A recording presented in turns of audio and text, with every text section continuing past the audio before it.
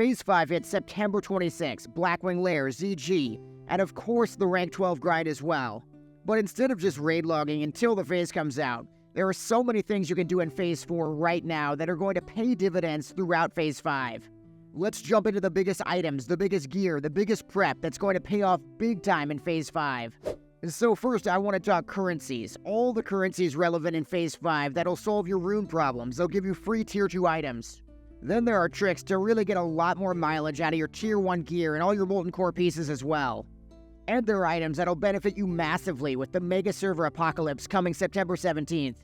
And we've got to talk the rank 12 grind, the things you can do right now to really maximize your rank speed, and of course all the new epics you'll be getting in the phase. So first up, there are really 3 major currencies that are going to play a role in Phase 5. One currency you really need to be aware of is the Tarnished Undermine Reals. These have 2 major new uses in Phase 5. First, Blizzard is finally giving players something they've been asking for since Phase 2. You can finally purchase account-wide items at the Tarnished Undermine Real vendor. That lets you get things like the Dark Rider runes, the Leyline runes, the Wild Offerings, all the things that were really blocking us from having new alts. Then the second use for these Tarnished Undermine Reals, you can get the Tier 2 bracers for 125 Reals. Whether that remains for the PTR or not, a lot of players already have 100 Reals on every single alt character. That means when Phase 5 drops, they can instantly go to Pix and Booty Bay. They can pick up a Tier 2 bracer. Then immediately the second a tier piece drops in BWL, they immediately have their tier set ready to go. That's really relevant for some classes like Fire Mages, for example. Their 2-piece Tier 2 gives them 20% threat reduction. We've also got the Firelands Embers and the Emerald Chips that'll really be useful in Phase 5. Firelands Embers can be used at the vendor, Lactose, and the Grim Guzzler, and you can get items like Essence of Air or Heart of the Mountain. Meanwhile, you'll definitely want to hold on to your Emerald Chips. These can be turned in 5 at a time for items like Greater Eternal Essence and stacks of Ghost Mushrooms. Speaking of things you'll want to hold on to, you'll definitely want to hold on to your Tier 1 gear heading into BWL. That's because you can get core forged pieces in BWL, and what that means is you take the Tier 2 stats and you combine them with the Tier 1 set bonus. That means your Tier 1 pieces are still going to be highly relevant very late in BWL. If you play a class like I do, where the Tier 1 set bonus is arguably better than the Tier 2 set bonus, this is a gold mine, and you should be going back to MC every single week to get all your tier pieces. The good news is that going back to MC is not going to be a problem at all, because there are so many other items everybody wants in MC. Most guilds are going to keep doing their lockouts week after week after week to get very specific items. To figure out exactly which items you need, I would definitely recommend hitting up your class Discord. Most of these Discords have all sorts of class sims already figured out, and they'll tell you exactly which pieces are still relevant next phase. We're talking weapons, rings, neck pieces, Perdition's Blade, Band of Sulfuras, Choker of the Fire Lord, still highly relevant deep into Phase 5. Meanwhile, Ferals are still going to be really going after that Hand of Sulfuras, especially because they can still be a Fire Cat even if they're using a different weapon. But it's not just Molten Core, because Onyxia is still very relevant too. Some of the Fire Mage sims I'm looking at, for example, still use items like the Dragon Slayer Signet from Onyxia. And of course, we've got to consider Thunder Fury as well. Not just for the weapon itself, though.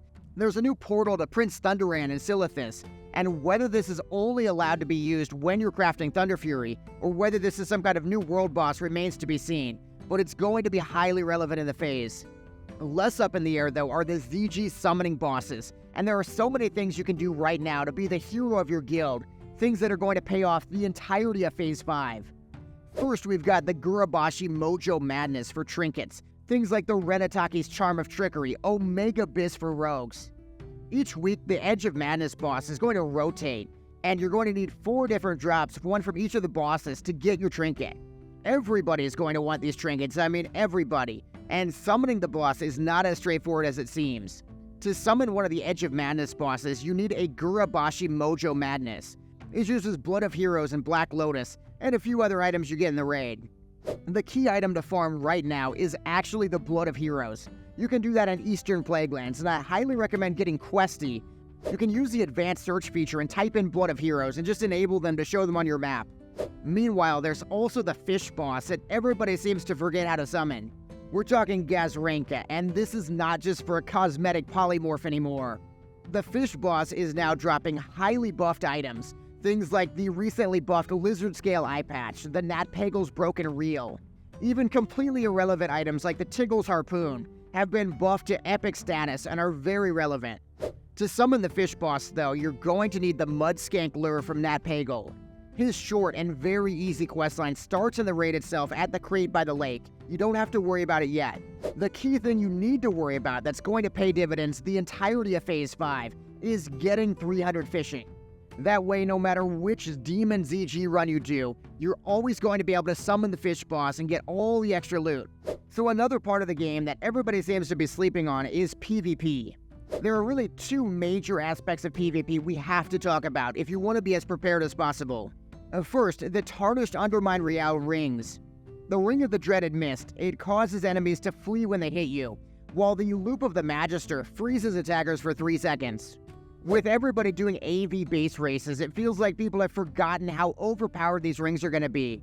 Get these rings now, and they're going to pay huge dividends, especially places like Warsong Gulch. Just imagine your flag carrier freezing every single enemy that hits him. Meanwhile, in Phase 5, there's also going to be a ton of new PvP gear. We're talking new epic legs, epic boots, epic gloves. Historically, Blizzard has been separating the PvP gear by giving it a huge amount of stamina compared to raid gear.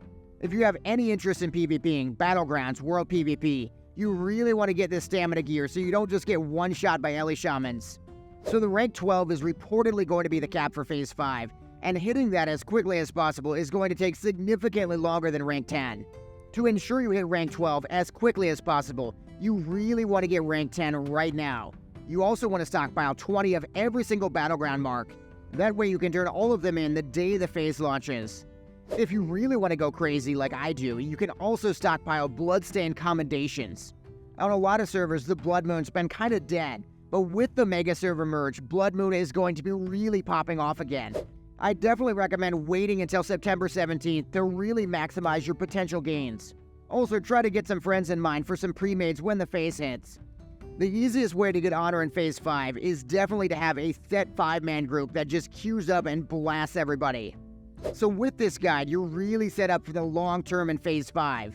The currencies, the Tier 1 gear, the niche items like the Blood of Heroes, and of course you're really set up to blast in PvP, especially if you get your rank 10 and you stockpile honor right now. Personally, I am really excited for the rank 12 grind coming up in Phase 5, but drop a comment below with what you are most excited for in the phase. Also make sure to hit the notification bell, subscribe, and lock in for way more Phase 5 content coming very soon. Then check out my ultimate Phase 5 class picking guide. Whether for your main or your ult, you've gotta watch this video.